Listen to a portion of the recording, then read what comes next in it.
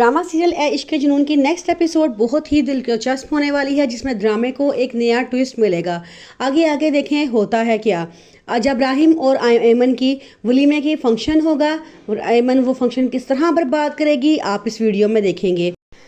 ऐमन और राहिम के वलीमे का फंक्शन तो हो रहा होता है, लेकिन उसकी सास एक चालाकी लगाती हैं। ऐन वलीमे पर जब वो दुल्हन बन के तैयार होती है तो उसको आके कमरे में सारी बातें बता देती हैं कि उसकी एक एक्स मंगेतर भी थी जिसके साथ उसने धोखा किया है और उसको धोखा दे के वो तुमसे शादी कर रहा है, उसके साथ उसने बड़ा बुरा किया है। वो सारी बातें जाके ऐमन को बता देती है। ऐमन को बड़ा गुस्सा आता है। जब वो स्टेज पर तैयार होकर बैठती है तो वहाँ वो बड़ी बदतमीज़ी करती है और अपने कमरे में आ जाती है।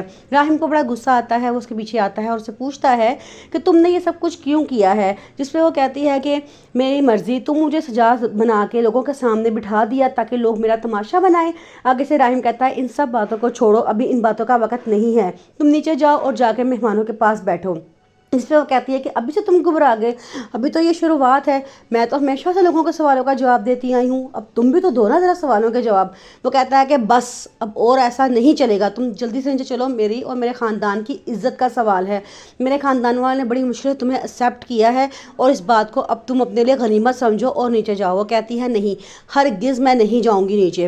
उतनी देर में राहिम को गुस्सा आता है। वो अपनी सेज तोड़ना शुरू कर देता है। साथ ही ऐमन भी मिलकर सेज तोड़ना शुरू कर देती है। ऐमन कपड़े बदल के बैठ जाती है और उसको नीचे जाने का बिल्कुल भी मूड नहीं होता। फिर उसको अपने दादा जान की बातें याद आती हैं जिन्होंने कहा था कि तुम आज से जो मर्ज़ी करो, इसके बाद मेरा और तुम्हारा हर ताल्लुक़ ख़त्म हो गया है। वो सोचती है मैं यहाँ सारी कश्तियाँ जलाकर आई हूँ, अब मैं यहाँ से वापस कैसे जाऊँगी।